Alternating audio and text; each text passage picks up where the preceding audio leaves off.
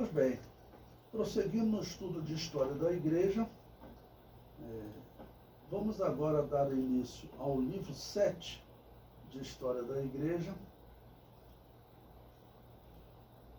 O título desse livro é A Inquisição Católica e as Igrejas Anabatistas. Bom, nós vimos até o livro 6 que a Igreja Católica, ela principalmente está fazendo guerra santa, cruzada, contra os anabatistas, principalmente os albigenses. Terminou aquele período ela fazendo guerra aos anabatistas da Bórnia, pediu ajuda ao rei da Hungria, invadiu a Bórnia para acabar com o crescimento das igrejas anabatistas naquele país. O que vai acontecer agora nesse 7º livro é que a Igreja Católica ela vai aumentar essa perseguição. Ela vai enviar padres inquisidores, principalmente franciscanos e dominicanos, para rodar todos os países da Europa, descobrir onde esses cristãos estavam escondidos e ordenar que os reis matem. Nós vamos ter histórias aí de reis, por exemplo, uma rainha da Espanha, que eles tinham que assistir.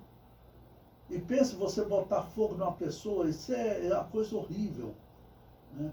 E diz que a rainha ela passou mal, porque ela viu ali pessoas, mulheres, homens, quando primeiro bota naquela fogueira, né, a pessoa ali amarrada, e a pessoa, vamos dizer, começa a subir aquela fumaça e as pessoas começam, vamos dizer, sofrer do calor, mas também engasgando, né, e aquele cheiro de carne queimada. A rainha ela passou mal, ela teve que sair do local. E eu sempre falo para vocês, esse negócio de botar fogo em uma outra pessoa, quem faz isso, ele não está puro, não. Essa é uma expressão popular que existe, mas ele não está puro, não. Isso é coisa espiritual maligna.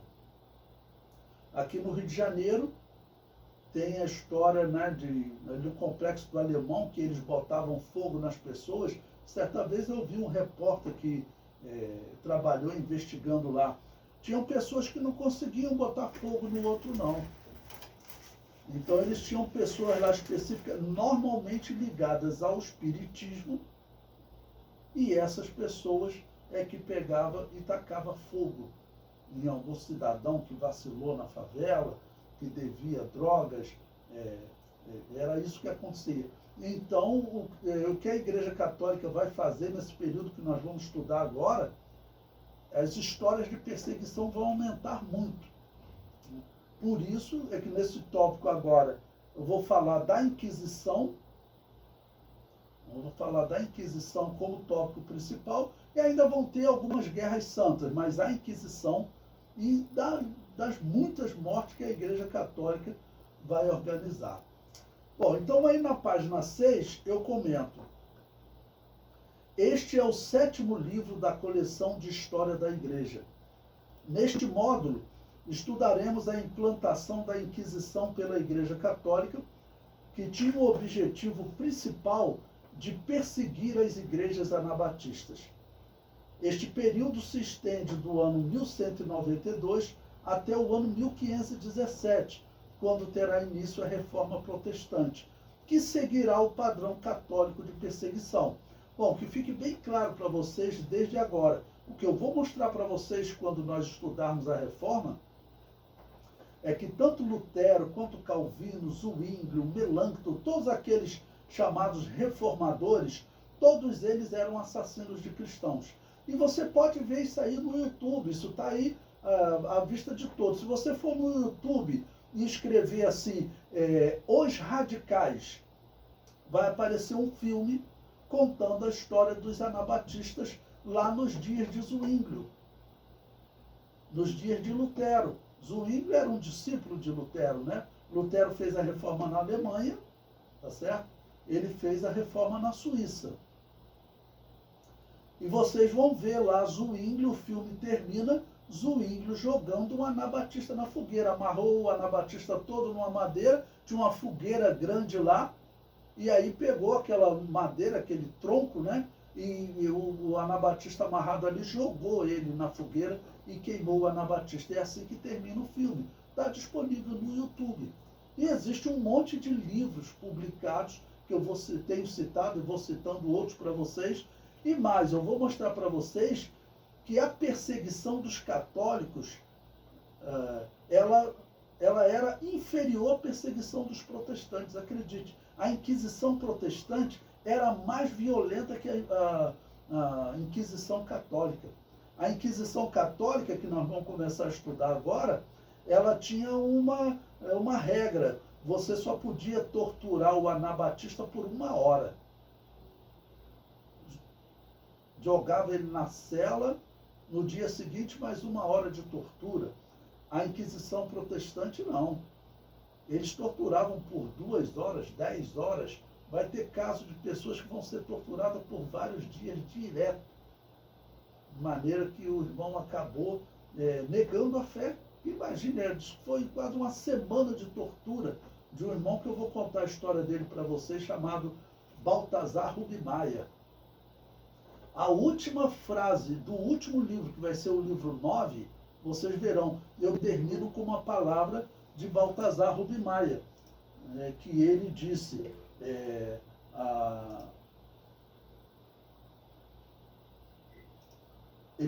a verdade é imortal, ok?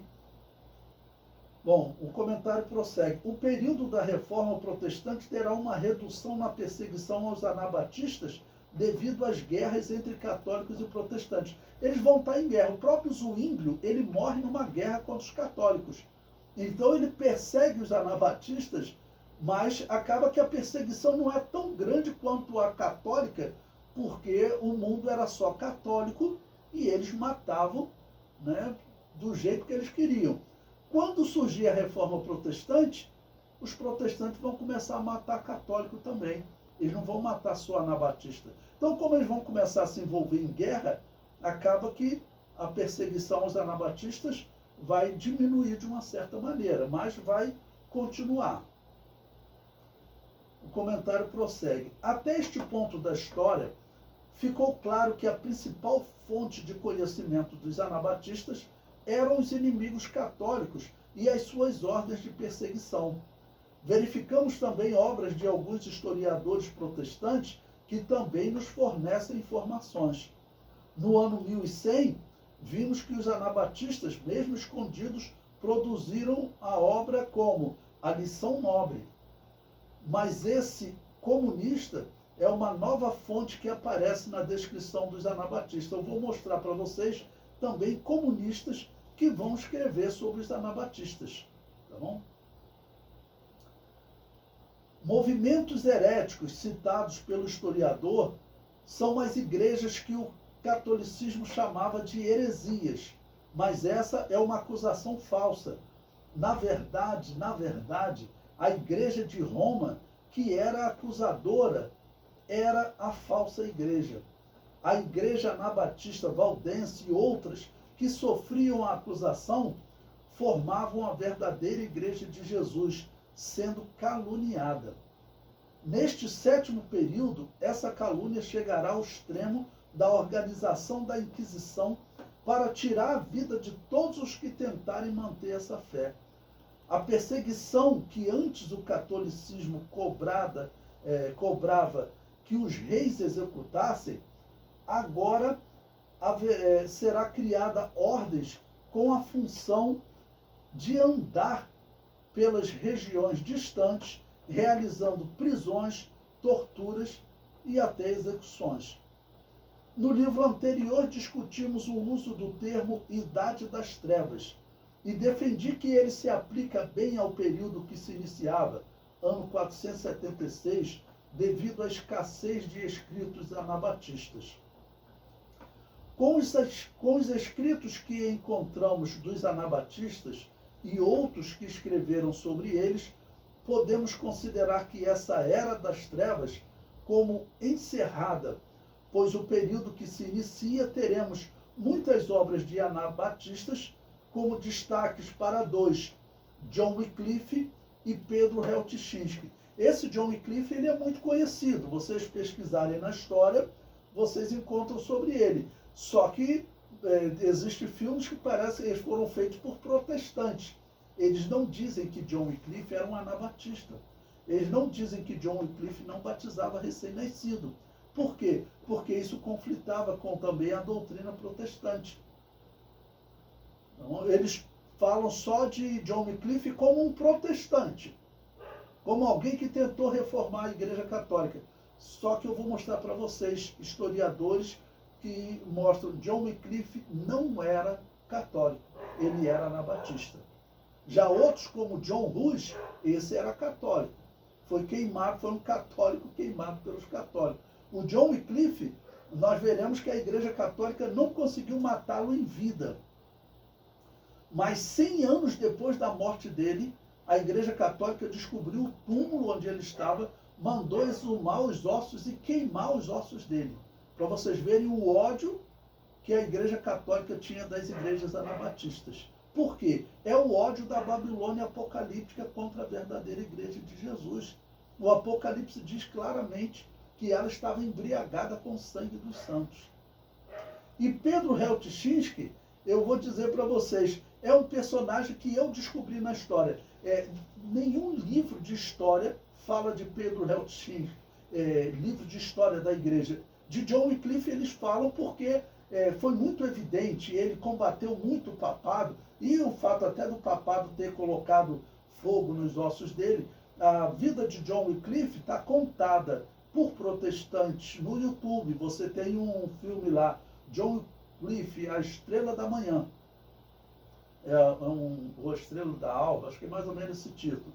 Tá bom? Já o Pedro Helptichinski não. Só que esse homem, ele escreveu 56 obras, várias obras sobre teologia. Tá bom? E ele, para vocês terem ideia, na história, nós veremos que diversos filósofos eram fãs dele, porque ele também era um educador.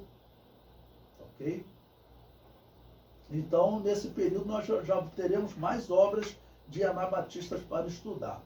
O comentário prossegue. Mas as trevas da perseguição será acentuada. Na visão tradicional, a Era das Trevas se encerra com a Reforma Protestante. Mas na visão deste autor, a Reforma não diminuiu essas trevas, pois mantiveram doutrinas fundamentais da Babilônia apocalíptica, tais como o batismo de recém-nascido e a teoria da guerra justa. Todos os protestantes defendiam a morte dos anabatistas, inclusive Calvino. Calvino era um matador de anabatista. Igrejas que não batizavam recém-nascido, Calvino mandava matar. E hoje Calvino ele é pregado, tem assembleianos se dizendo calvinista. Eles não sabem o que fazem. Muito provavelmente, ou já perderam ou vão perder a salvação, vão para o inferno. Porque eles estão pregando doutrina herética. Calvino, eu vou mostrar para vocês, com certeza absoluta, era um herege. Herege, você sabe, até por ele batizar recém-nascido, mandar matar quem não batizava recém-nascido, defender a teoria da guerra justa, que é aquela doutrina que diz a igreja pode matar para implantar o reino de Deus, tá bom? Então, era um herege. E para concluir essa introdução, eu digo, tanto luteranos como calvinistas mantiveram a perseguição aos anabatistas, como veremos mais à frente. Bom, prosseguindo, vamos agora ao item 1 do livro 7. O título diz Anabatistas Valdenses em Lorena, na França. Então eu estou mostrando através desses historiadores diversos anabatistas, igrejas evangélicas espalhadas pela Europa. Havia uma parte da população que estava iludida com o catolicismo, né? Porém, aqueles que conheciam a verdade, como eu citei o exemplo para vocês da Borna, eles abandonavam o catolicismo. Quem conhece a verdade de Deus, ele, claro, o Espírito Santo vai operar na vida dele, ele vai largar tudo isso. Veja, agora, o ano que nós vamos estudar, o ano 1192, eu vou citar uma historiadora católica, que depois também eu publico a obra dela, é uma obra de mestrado. É interessante porque vai ter pontos que ela vai falar, ela vai considerar os valdenses, anabatistas, como protestantes, quando na verdade não é.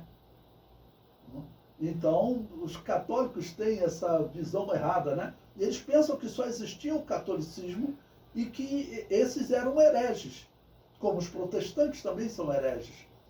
Então ela vai falar, eu não entendo por que os protestantes não dão importância aos valdenses dos seus escritos. Ela falhou na pesquisa dela, é uma pesquisa de mestrado. Ela tinha que observar que os valdenses, eles tinham algo diferente de Lutero. Eles não batizavam recém-nascidos, tá bom? E eles também não acreditavam em purgatório como Lutero acreditava. Então veja o comentário.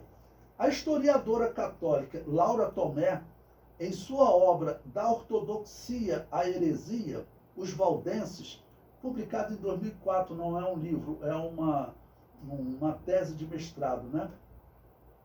Ela descreve o ano de 1192 como havendo muitos anabatistas valdenses na cidade de Lorena. Ela diz, olha, desde 1192 eram bastante numerosos na Lorena, fazendo com que o arcebispo de Toul, Eudes, tomasse medidas contra eles e enumera outras perseguições que sofreram. Depois eu vou publicar essa tese para vocês lá.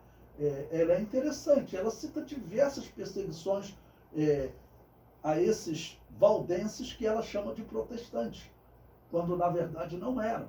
Por isso que nós temos que estudar a história, às vezes precisando mesmo reinterpretar a história. Não reinterpretar, porque alguns historiadores interpretam de maneira errada. Os anabatistas não eram protestantes. Mas hoje, né, tem assembleianos se dizendo protestante. O comentário prossegue. A mesma historiadora afirma não conseguir identificar a origem dos valdenses. Isso é importante. Quem teria fundado os valdenses? Por que não consegue identificar a origem? Porque a origem deles é lá no dia do Pentecostes. Olha. Isso é a igreja de Jesus, a verdadeira igreja de Jesus. O comentário prossegue. É pena que ela, como outros, não consegue perceber que haviam cristãos fora da igreja de Roma, que seguiam a verdadeira doutrina cristã. Eram ovelhas em meio de lobos.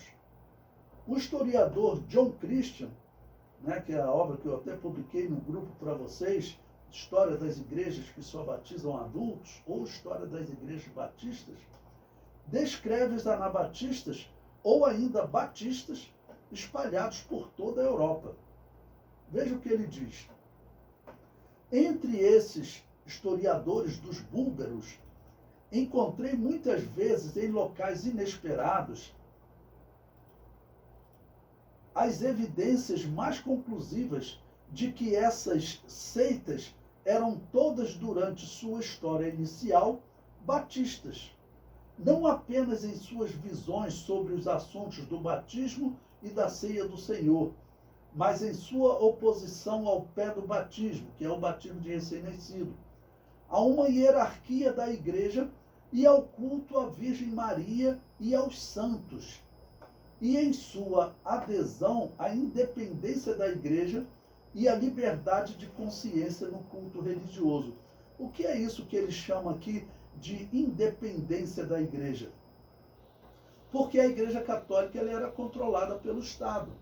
Nós estamos vendo aí diversos imperadores e papas discutindo e se desentendendo, e tem hora que o imperador diz, olha, o Papa só vai poder concorrer ao papado esse. Era ele que escolhia os arcebispos, e às vezes o imperador tirando o Papa do poder. O próprio Gregório VII, que foi o Papa aí que conseguiu enfrentar os imperadores, ele morreu no exílio, ok? Porque a Igreja Católica ela era controlada pelos imperadores. As igrejas, e ela tinha essa ligação com o Império, tanto que ela mantinha exército. E como ela acreditava que eles estavam vivendo o Sacro Império Romano Germânico, então a Igreja Católica ela acreditava que era normal ter essa ligação com o Império. Já as igrejas anabatistas, elas defendiam que a igreja ela tem que estar separada do Estado. Exatamente como nós acreditamos hoje. Na década de 70, 80, eu vejo a Assembleia de Deus, ela não aceitava nem anunciar em público, por exemplo, falar sobre votar conscientemente. Não, esse negócio de eleição, Estado, nós queremos viver separado. Eu confesso que eu fui um dos primeiros a falar, não, vamos tentar instruir o povo. Porém, aquela pequena mudança que começou lá na década de 80, hoje está um perigo. Eu confesso que eu estou com medo da Assembleia de Deus daqui a pouco organizar um partido político. Existe pastor aí, que eu não vou citar o nome, que se identifica como sendo da Assembleia de Deus, e ele faz campanha política mesmo e se vangloria de interferir nas eleições de São Paulo, como aconteceu agora em 2024. Então, se tornou uma igreja política. Esse é um perigo. Esse é um perigo. Tá bom? Então, a posição das igrejas evangélicas era essa. E veja que ela fala, por exemplo, do culto à Virgem Maria. Maria, ela é uma santa mulher de Deus, mas ela aguarda a ressurreição. Ela não tem como ouvir as nossas orações. A Igreja Católica inventou esse negócio de que Maria ascendeu aos céus, ela não morreu, ascendeu aos céus. Lutero continuou pregando isso e a Igreja Luterana prega até hoje, que Maria continuou virgem, tá bom? As orações a Maria podem ser feitas, tá bom? Maria não morreu, ela ascendeu aos céus. Isso tudo foi invenção católica para poder adotar aquele paganismo da Babilônia, que era o culto a Diana dos Efésios, que era o culto de Semíramis. Semíramis era a deusa da Babilônia, que se tornou a deusa dos romanos como Diana dos Efésios. Então, o culto é o mesmo. O culto à Virgem Maria, a Bíblia não diz que Maria continuou virgem. A Bíblia diz que Maria era virgem quando ela deu à luz a Jesus. Então, não tem por que nós defendermos que Maria permaneceu virgem. Isso aí é para compatibilizar com a doutrina da Babilônia. Você vai na doutrina da Babilônia, eles pregavam isso, que Semíramis era a deusa virgem. E eu contei para vocês na história, foi no ano 431, na cidade de Éfeso, onde Semíramis era adorada como Diana dos Efésios, que eles colocaram todo o culto de Semíramis em Maria. E os principais títulos, né? Rainha dos Céus, Mãe de Deus e Nossa Senhora. Isso para quem estuda a história, isso, irmãos, é claro e evidente. É o paganismo. Então, para vocês poderem entender como é importante o que nós estamos estudando, porque esse paganismo está enganando a igreja cristã. Homens que acreditam em purgatório e fazem invocação ao mundo dos mortos, esses homens não são cristãos, são seguidores da religião de Baal, como Agostinho de Hipona e Lutero. Mas esses homens, hoje, eles são citados nas nossas revistas de escola dominical. Vocês que estão aqui, vocês estão aprendendo isso. Mas a maioria das Assembleias de Deus pelo Brasil, eles estão adotando esse culto pagão, irmãos, de Lutero e Agostinho de Hipona. Estão se tornando referência doutrinária. Estão sendo enganados. Vão acabar no cemitério dobrando o joelho lá diante de um túmulo para fazer oração aos mortos. Eu falei isso no seminário, a uma irmã da Assembleia de Deus estudando lá, ela falou, pastor, lá na minha igreja tem pessoas que vão ao cemitério no dia de finados. São pessoas que estão vindo para a Assembleia de Deus, infelizmente, irmãos, tem Assembleia de Deus que não ensina doutrina. Eu tenho até que falar para vocês, que a maioria das Assembleias de Deus, elas não ensinam doutrina. Elas não ensinam doutrina. Elas são dedicadas a costumes, agora estão dedicadas a costume e à doutrina reformada. Apostatou da fé. Apostatou da fé. Bom, o historiador prossegue. Em suma, a conclusão me forçou a dizer que nesses cristãos da Bósnia, Bulgária e Armênia, temos uma sucessão apostólica de igrejas cristãs. Sucessão apostólica, ele está dizendo que vem desde os apóstolos fora da Igreja Católica. Igrejas do Novo Testamento, e que no início do século XII, lembrando que o século XII é 1101 a 1200, essas igrejas contavam com membros convertidos e crentes tão grande quanto a das igrejas batistas de todo o mundo atualmente. Isso ele falando, escrevendo em 1922. Eu coloquei esse livro para vocês, é um livro em 2 volumes, eu só tenho o volume 1. É considerado um dos maiores historiadores da história da igreja, muito respeitado, né? E ele deixa claro, citando esse historiador aí, Brockett, que escreveu a obra Os Bogomilos, da Bulgária e da Bósnia. E eu falei para vocês, Bogomilos era um dos nomes dos anabatistas, da verdadeira Igreja de Jesus. O comentário prossegue. O historiador marxista Kennedy Rexroth, em sua obra Comunalismo, procura comunidades agrícolas na história que praticassem uma fé diferente da dos católicos. Veja o que ele diz. Os movimentos heréticos pululavam por toda parte por volta do século XII, né, que termina em 1200. Agora vocês vejam que interessante. Eu sempre digo para vocês que os comunistas, eles odeiam o cristianismo e controlam o cristianismo por causa da Igreja Católica. Karl Marx dizia, o cristianismo sempre esteve do lado dos ricos. O cristianismo sempre esteve do lado dos poderosos. Quando, na verdade, quem estava do lado dos ricos e dos poderosos era a Babilônia apocalíptica, era a Igreja Católica. Ela conseguiu enganar os comunistas. O que nós temos que fazer? Nós temos que explicar aos comunistas que sempre existiu uma igreja que não era ligada à política, que não precisa ser controlada por eles. Esse livro mesmo, eu tenho ele em PDF, eu vou colocar ele no grupo para vocês. Esse livro mesmo, quando você lê o livro, ele descreve o seguinte, olha, existiam igrejas que viviam no campo, igrejas simples, que não estavam ligados ao poder. E ele fala assim, igrejas que viviam como o cristianismo primitivo.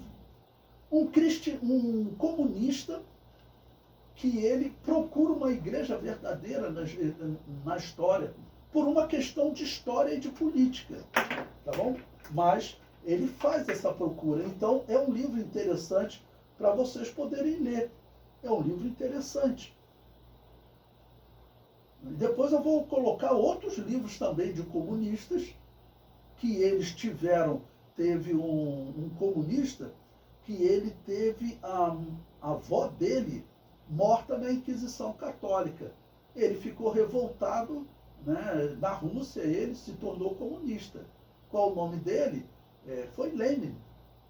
Okay? Depois eu vou publicar uma obra dele para vocês poderem ver. É uma visão comunista. Mas ele procura uma igreja cristã que ela esteja, vamos dizer, vivendo longe da política, que é o que eles pensam. A igreja tem que viver longe da política. Esse ponto eu concordo com os comunistas. A igreja tem que viver longe da política. Então, por exemplo, se eu fosse presidente de uma igreja, se eu tentasse abrir uma igreja na China, existem igrejas que funcionam na China. Se você procurar, tem uma igreja batista grande lá, que os chineses criam problema para eles, mas ainda não destruiu essa igreja. Então, se eu fosse conversar com o governo da China para tentar convencê-los, eu ia mostrar, olha, na história, inclusive da China, você pode ver nos anos 800, teve uma igreja que fugiu de Roma e foi para a China, igreja dos Novacianos, que ela viveu aí na China sem se envolver com política na China. As igrejas que não batizam recém-nascidos são igrejas separadas da política. Então, eu usaria esse exemplo para tentar abrir, por exemplo, uma congregação na China. Usaria o mesmo argumento para os muçulmanos. Por exemplo, você pode abrir uma igreja lá no Irã. Existe igreja evangélica no Irã. Você só é proibido de evangelizar o islâmico. Mas se você for um grupo de cristãos do Brasil lá para o Irã, ele abre a igreja, pode cultuar normalmente. O muçulmano ele não cria problema nenhum. O muçulmano ele não gosta do cristianismo, ainda tem restrições ao cristianismo, porque ele pensa que os cristãos organizaram guerras santas, cruzadas contra eles. Nós temos que explicar aos muçulmanos que não foram os cristãos que organizaram as cruzadas. Nós temos que explicar aos muçulmanos que a mesma instituição que matava muçulmano, ela também matava outras igrejas, matava igrejas como nós, que não batiza recém-nascido. Se nós conseguirmos mostrar isso aos muçulmanos, muitos países muçulmanos vão abandonar o ódio aos cristãos. Ou seja, a Babilônia apocalíptica, qual foi o trabalho dela na história?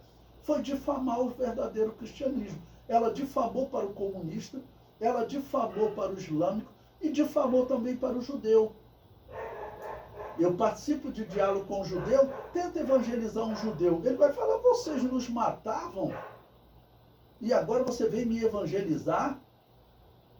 Como eu mostrei para vocês, lá nos dias de Constantino, a obra de um judeu chamado Harari, né, ele tentando entender por que os cristãos passaram de perseguidos a perseguidores. E diz, vocês perseguiam até outros cristãos. Se eu tivesse a oportunidade de conversar com esse historiador judeu, eu ia falar para ele, olha, você não está dizendo que os cristãos perseguiam outros cristãos? Então, faça uma análise, uma conclusão simples. Você pode ter aí um falso cristão perseguindo um verdadeiro cristão. E é exatamente isso que nós temos na história.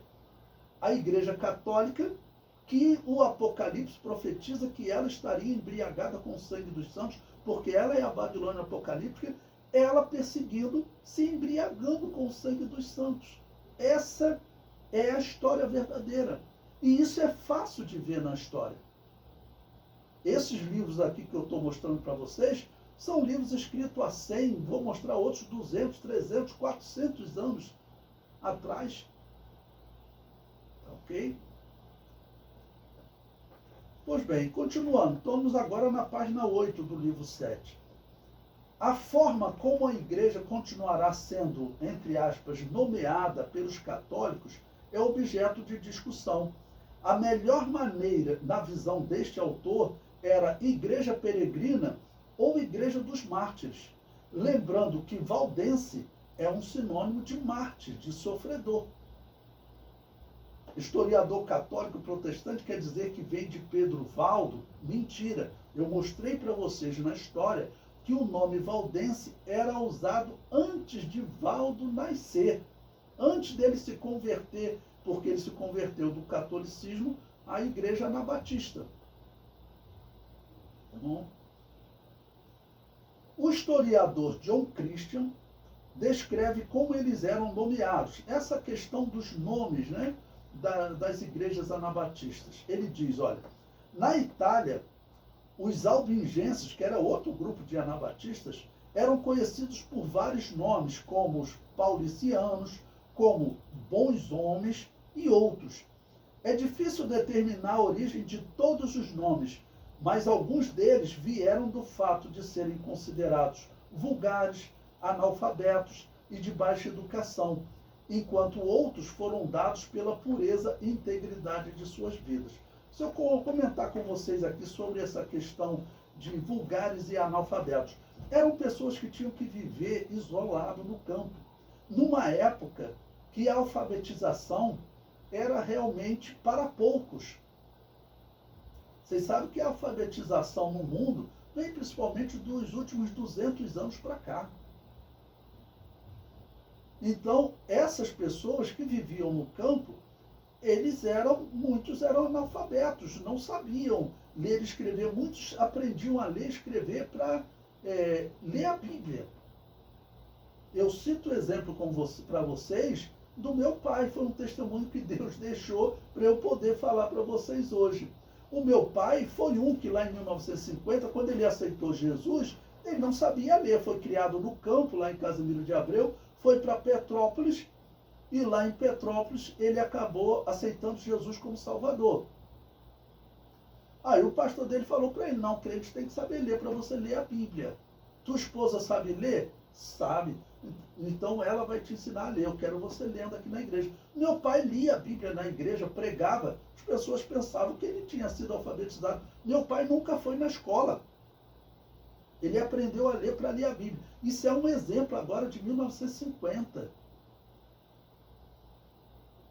Agora, pense lá em 1200. Então, aqueles cristãos que viviam no campo, muitos deles aprendiam a ler para ler a Bíblia. Pedro Valdo, ele era um católico instruído. Quando ele se converteu, ele foi um dos que fez traduções da Bíblia. Eu mostrei para vocês. Ele foi um dos que trabalhou para a tradução da Bíblia. Em muitos casos, nós veremos padres católicos que se convertem, inquisidores católicos que se convertem, e eles se tornam pregadores de destaque. Eu mostrei vários aí para vocês. Então, isso aqui que o historiador está falando, eu resolvi colocar aqui exatamente como exemplo para vocês. É um fato, realmente, os anabatistas, porque eram pessoas, na maioria deles, analfabetos. O meu pai aprendeu a ler, mas tem muitos que não aprenderam a ler. Ok? Exatamente por conta dessa perseguição. E eu concluo esse tópico. Esse sétimo período de estudo se estende até os anos 1500, quando entraremos no estudo da Reforma Protestante. E aqui eu vou falar para vocês qual é a importância da Reforma Protestante. Eu digo que a importância da Reforma Protestante é uma positiva, é que eles, diferente do catolicismo, eles defenderam a distribuição da Bíblia. Isso é verdade. Tá bom?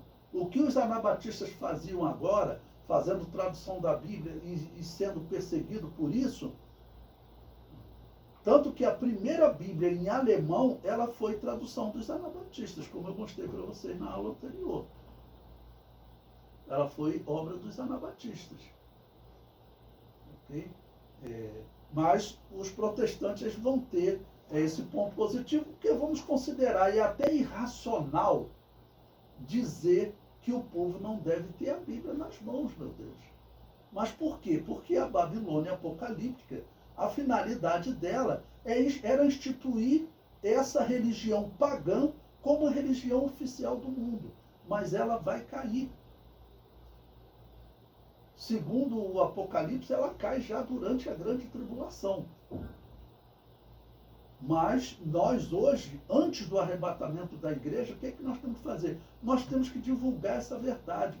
Porque eu digo para vocês, cada Assembleia de Deus que está adotando doutrina de Agostinho, de Hipona e de Lutero, está adotando doutrina de pagãos. Porque Lutero está lá nas 95 teses dele. Ele defende o purgatório. Isso é paganismo, essa é a religião de Baal. E nós veremos também, vocês podem fazer uma pesquisa rápida na internet, vocês vão encontrar o que é o dia 31 de outubro na história. Antes de Lutero, esse dia 31 de outubro, o que era? Ele era o Halloween. O Halloween, ele é muito mais antigo que Lutero, ele é dos celtas. É encontrado lá nos anos 700, 600. O Halloween era um dia do culto a Satanás. Até hoje, vocês podem pesquisar. O dia 31 de outubro é o dia do aniversário de Satanás, considerado assim no satanismo. Lutero, quando faz a sua reforma, ele praticava a religião de Baal. Por que ele escolheu o dia 31 de outubro? Eu falo isso, tem aluno que fala, professor, pode ter sido coincidência. Meu irmão, pode ter sido coincidência, mas vindo de um homem que praticava a religião de Baal, o fato é, quando a Assembleia de Deus faz uma celebração no dia 31 de outubro, ela está, no mínimo, celebrando o indivíduo que ele praticava a religião de Baal. No mínimo, a Assembleia de Deus está praticando, entendeu? Celebrando o dia de um sacerdote de Baal, que é o que Lutero era. Porque esse negócio de purgatório e invocação ao mundo dos mortos é paganismo, é a religião de Baal. A Assembleia de Deus, eu falei isso na convenção, falei isso, a Assembleia de Deus, esse caminho que ela está seguindo, ela está caindo no mesmo erro, que Israel caiu diversas vezes no Antigo Testamento. Quando você pega lá no livro de Juízes, Samuel, Reis, Crônicas, no livro de Jeremias, Ezequiel capítulo 8, quando Deus arrebatou Ezequiel lá da Babilônia e levou ele lá em Canaã, lá no templo, quando ele chega lá, eles estão lá no templo praticando a religião de Baal. Jeremias se juntou ao rei Josias, expulsou os sacerdotes de Baal do templo. O que nós temos que fazer agora na Assembleia de Deus? Temos que expulsar um sacerdote de Baal chamado Lutero do templo, porque é isso que está acontecendo.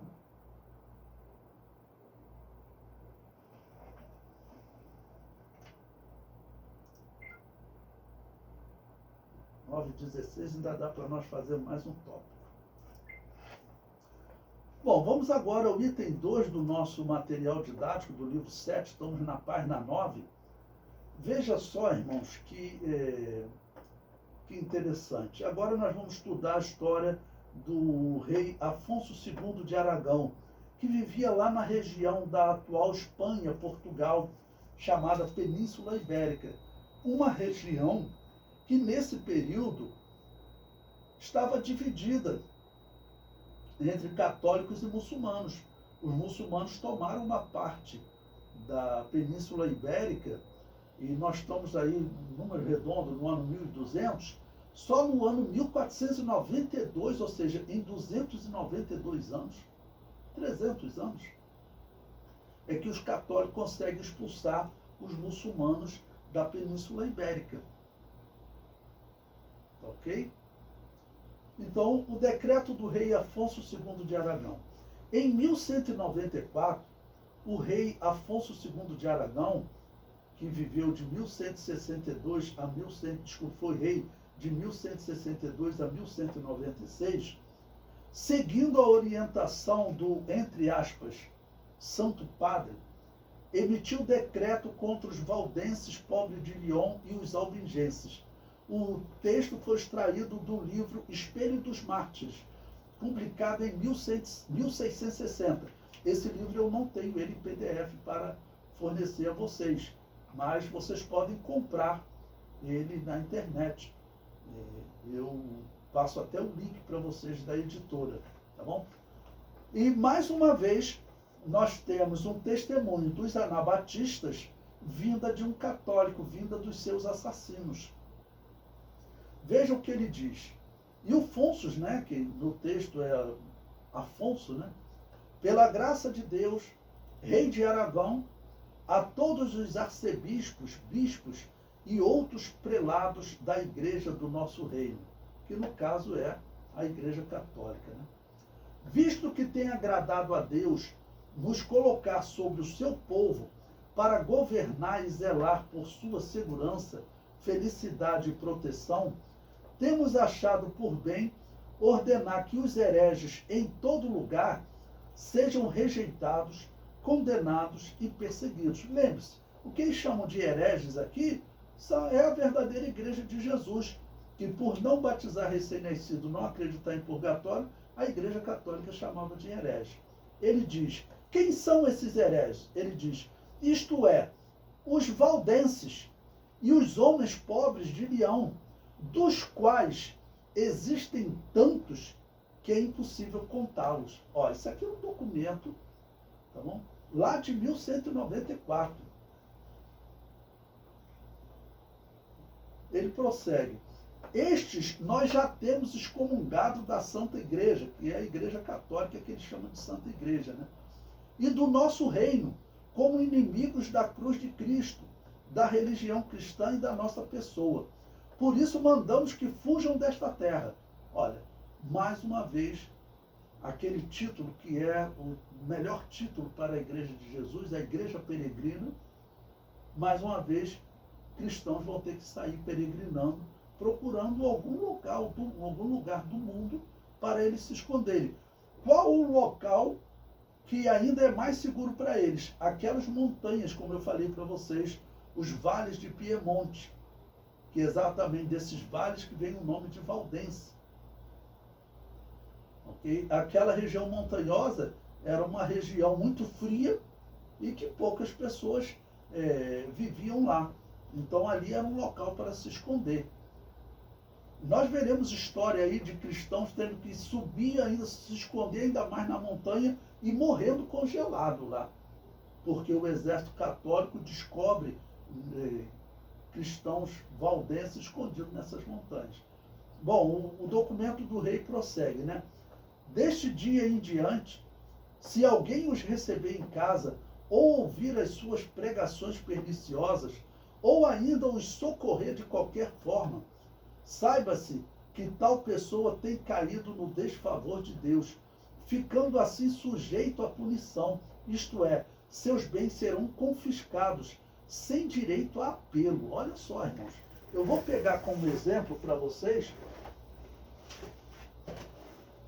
Olha, eu extraí algumas histórias desse livro.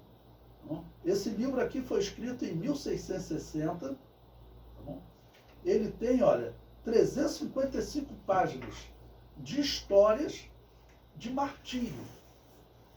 Histórias, eu vou contar outras também para vocês. Mas eu aconselho que depois vocês comprem o livro, tá bom?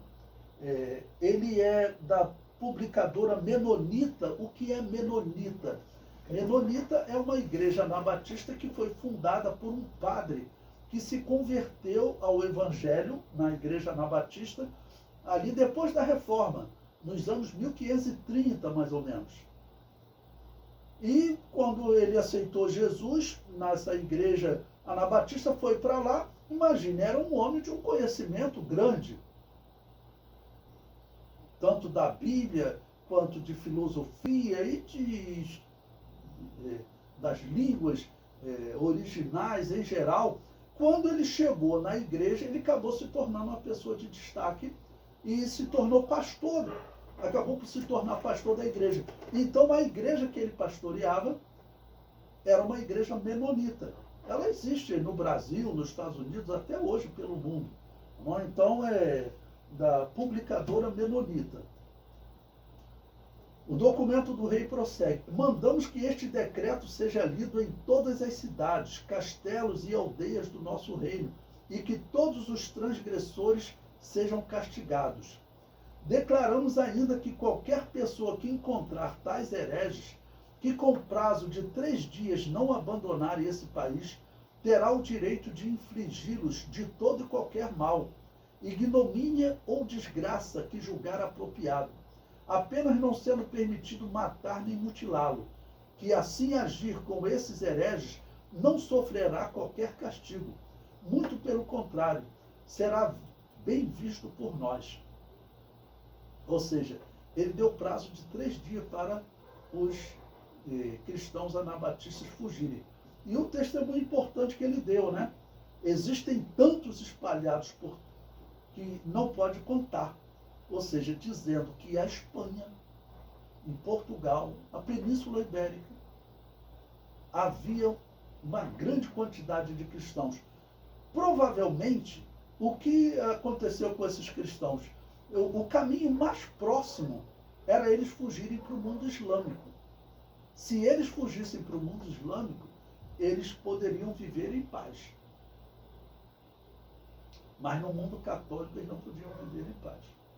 Os judeus, né, se algum dia vocês fizerem curso de História de Israel comigo, agora em maio eu vou começar uma turma de História de Israel, vai ser às sexta-feiras, é um curso mais leve, tá bom? Porque já tem alguns vídeos gravados. Eu mostro documentos da história que os muçulmanos diziam, não, os judeus é um povo que deve ser protegido, porque é o povo do livro. porque Maomé usou a Bíblia dos judeus para poder fundamentar as suas profecias. Ele se dizia um profeta, como Abraão, como Moisés, como Jesus também. Mas o Antigo Testamento judaico, ele foi usado por Maomé. Maomé até ele chegou a se apresentar como um profeta para os judeus, para ver se os judeus recebiam, os judeus não receberam. Tá bom? Mas, em geral, o mundo muçulmano, ele protegia os judeus. Ele protegia os judeus. O judeu vivia melhor no mundo muçulmano do que no mundo católico. Bom, para concluir, o livro diz: amanhã, sendo o dia de todos os santos, daremos um dia de graça aos hereges, para estes saírem do país. Mas se depois deste dia alguém permanecer, daremos aos nossos súditos plena autoridade de roubar os seus bens, açoitá-los com varas e de maltratá-los vergonhosamente. Isso aqui é um trecho do livro, na página 136. É um trecho do livro, da página 136. Se você for ler, lá você vai encontrar muitas outras histórias, ok? Exatamente sobre esse período que ele está falando do século XIII. Está falando do século XIII. E além desse livro, tem outros que eu já comentei com vocês, e eu vou colocar lá. Rastro de Sangue é um livro que conta diversas histórias de martírio. O livro dos mártires, publicado pela CPAD, conta diversos martírios. O John Foxe, que publica o livro dos mártires, ele era um protestante que se converteu à igreja evangélica, aceitou Jesus como Salvador. Porque eu falo para vocês com conhecimento de história e de doutrina. Protestante não é cristão, Lutero não era cristão. A Assembleia de Deus está sendo enganada. Tá bom? O comentário prossegue. Os reis que não facilitassem a perseguição aos anabatistas que viviam em seus territórios foram ameaçados pelo Papa. Bom, aqui vou citar mais um texto daquele John Christian, historiador respeitado, ok? Em que ele cita um historiador protestante chamado Moreland. Esse Moreland, ele procura, vamos dizer, igrejas protestantes pela Europa antes de Lutero, para tentar justificar aos reis que o protestantismo sempre existiu. E sem saber, eles acabam citando igrejas anabatistas. Então vejam o que ele diz. É uma bela peculiaridade deste pequeno povo que deve ocupar um lugar tão proeminente na história da Europa. Há muito tempo, testemunhas de A Verdade nos Alpes. A Itália, tanto quanto Roma, todo o sul da França e até a distante Holanda, continham muitos cristãos que não consideravam suas vidas estimadas. Especialmente isso era verdade na região dos Alpes. Esses vales e montanhas eram fortemente fortificados pela natureza, devido às suas passagens difíceis e baluartes de rochas e montanhas. E impressionam alguém como se o Criador onisciente tivesse, desde o princípio, projetado aquele lugar como um armário, onde colocar algumas joias inestimáveis, ou preservar milhares de almas que não deviam dobrar os joelhos para Baal. Olha que mensagem maravilhosa. Esses Alpes que eles estão falando são esses Alpes. Se você pegar no mapa, eu cheguei a mostrar no livro 6 a figura de um mapa para vocês, em que eles em que mostra aquela parte ao norte da Itália, até com os Alpes brancos, né, da neve, porque são regiões muito altas, okay? E aquele local ele se tornou um local de refúgio dos anabatistas. Ele se tornou um refúgio dos anabatistas, porque ali eles podiam viver longe, protegidos do catolicismo. Tá? Isso está na página, deixa eu ver aqui, na página 16 do livro 6, que eu forneci para vocês, pode procurar lá, na página 16.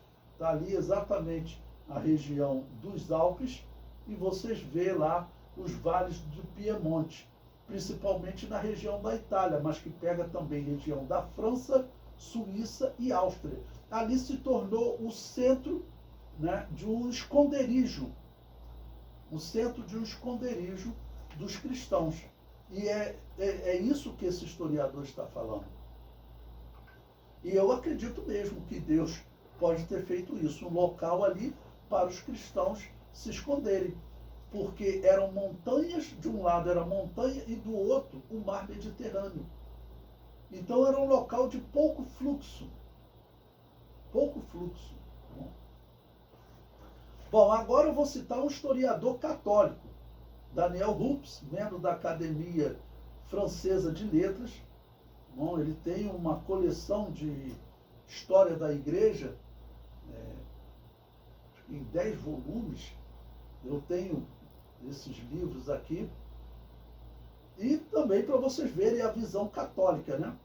Para você ver que até os católicos dão testemunho que essas igrejas anabatistas viviam nessa região dos Alpes. Veja o que ele diz. Estamos agora na página 11 do nosso livro. Instalaram-se nos vales dos Alpes em comunidades sólidas, pequenas e fervorosas. Por que fervorosas? Porque eu já mostrei para vocês. Havia pentecostalismo entre eles. Eles defendiam a atualidade dos dons espirituais. Expulsos de Lyon, foram para a Itália, onde formaram os pobres da Lombardia. Olha, outro nome dado aos anabatistas, pobres da Lombardia, uma região da Itália chamada Lombardia, que eles foram viver lá, acharam refúgio lá também, e foi chamado de pobres da Lombardia. Foram também para a Alemanha e para a Espanha, onde o rei Afonso II de Aragão lhes dificultou a vida. Por último, alcançaram a Boêmia e a Polônia. Isso aqui é um católico contando. O rei Afonso de Aragão, acabei de citar para vocês, o documento dele expulsando os anabatistas de lá. E agora o católico, né, confirma que eles foram perseguidos também pelo rei Afonso II de Aragão.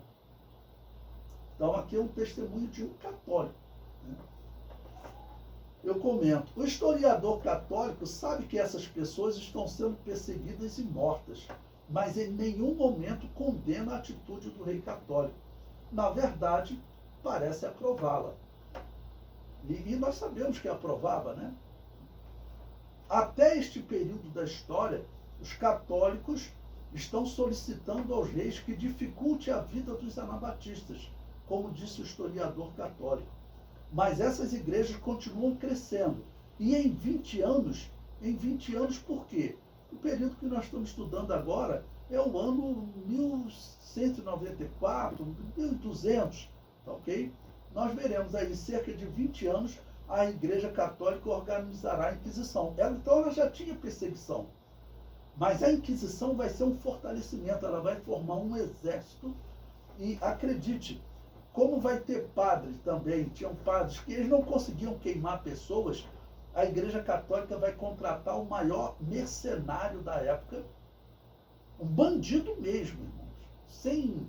Não é ilustração, um bandido matador, a Igreja Católica contrata ele como inquisidor. Vocês verão isso. Bom, eu coloquei aí para vocês também um mapa, como eu venho trazendo diversos nomes para vocês, ok? Diversos nomes. Então eu coloquei aí um mapa de que eles falaram de um novo nome agora, né? Que é o Pobres da Lombardia. Pobres da Lombardia, na região da Itália. Mas veja quantos nomes, além daqueles nomes que eles chamaram no princípio, novacianos, donatistas, montanistas e paulicianos, o único nome que continua a ser usado é paulicianos. Veja, Eu coloquei eles para vocês no comentário do livro sexto, eles lá na Rússia. Mas existiam em outros lugares também, como na Armênia, e até aqui na Itália, Inglaterra, nós vimos eles chegando. Falamos dos gazares, ok? Na região da atual Alemanha, dos sabianos lá na região de Portugal, os cátaros na França, os pobres de Lyon na França, os valdenses entre França e Itália, os leonistas na Áustria, os paterinos na Itália, os bogomilos lá na Bulgária. Okay? E agora, os pobres da Lombardia. É um outro nome que eles também utilizam. Então, esse mapa aí é um mapa que eu estou construindo, mostrando mais ou menos os nomes que eles foram utilizando na história. Então, a Igreja Católica usou essa estratégia, inventar nome para tentar enganar a humanidade, dizer que ela é a verdadeira igreja de Jesus e que essas igrejas pobrezinhas que existiam eram igrejas problemáticas que tinham que ser mortas. Na verdade, essa matança que eles estão fazendo está se cumprindo o Apocalipse, que diz que a Babilônia apocalíptica estava embriagada com o sangue dos santos. O comentário prossegue. Aqueles que eram chamados de novacianos, montanistas e donatistas continuam existindo em uma grande diversidade de nomes. Neste período que estamos estudando, destaquei mais 2 nomes do nosso mapa: pobres de Lyon e pobres da Lombardia. Então, esses 2 nomes podemos considerar aí como destaque, que foram citados agora nesse período. E nós vimos outros nomes também. Esse mapa aí estaria lotado, né?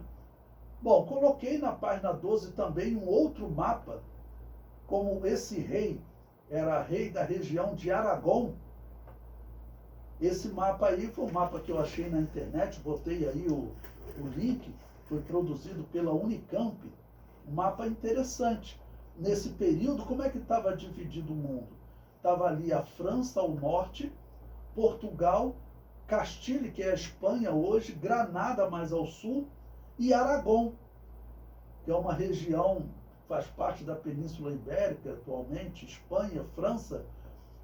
Foi nessa região, que era dominada ainda pelo catolicismo, a região de Castilho, Portugal e Granada era dominada pelos muçulmanos. Então, os cristãos aí de Aragão, eles tiveram que fugir para onde? Eles tiveram que fugir ou para a França, onde a perseguição estava forte, ok?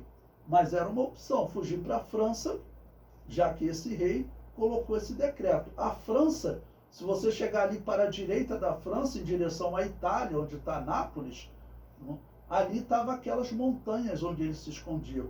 Mas uma opção também era ir para a esquerda, para Portugal, Castilho, Granada, porque ali onde era dominado pelos bárbaros, os cristãos anabatistas não eram perseguidos. Vocês verão, em 1492, quando os católicos expulsarem os muçulmanos dessa região, vai começar uma matança terrível contra os anabatistas. Tanto que eu já adiantei para vocês a história de uma princesa que passou mal vendo os anabatistas pegando fogo. Porque humanamente é uma coisa horrível. Esses dominicanos e franciscanos, esses matadores, isso não é coisa comum não. Isso aí, irmãos, é coisa diabólica. E não somos só nós que damos testemunho, não. Teve mais de um papa, se você pesquisar na história, que ele falou que os jesuítas, que são uma continuação dos franciscanos, tanto que o Papa Francisco, que é jesuíta, foi o primeiro jesuíta a chegar ao papado. Os jesuítas, ele foi chamado, mais de um papa disse, essa é uma ordem satanista dentro da Igreja Católica que tem que ser extinta. Porque eu falei para vocês, tem pessoas dentro da Igreja Católica que eles não gostam dessa matança. São pessoas que eles estão ali bem intencionados. Eles acreditam estar na Igreja de Jesus. Então, mais de um Papa chama os jesuítas de satanistas. Os jesuítas sempre se declararam maçons. Os maçons sempre se declararam gnósticos. E os jesuítas também se declararam gnósticos. Eles são herdeiros dessa fé violenta e dessa fé, irmãos, satanista. Porque, como eu disse, até papas chamaram eles de satanistas. E esse homem chegou lá no papado, o que ele fez? Você pode procurar no site Rainha Maria. Ele fez culto dedicado a demônio asteca lá no Vaticano. Ele participa de culto lá no norte da Europa, ele fugiu na Irlanda, né? Daquele culto dos celtas, do pagão celtas. E a outra coisa que o site Rainha Maria reclama é que ele foi anunciado primeiro no satanismo maçônico e depois no Vaticano. O site Rainha ainda mostrou lá, ainda colocou lá. Por que os satanistas maçônicos ficaram sabendo antes dos católicos quem era o Papa? Então, isso é uma coisa para vocês pensarem. Nós estamos no tempo do fim. E parte da Igreja de Jesus está sendo enganada. Parte da Igreja de Jesus está apostatando da fé. Todos que se ligam ao catolicismo, ao protestantismo, às igrejas reformadas, estão apostatando da fé.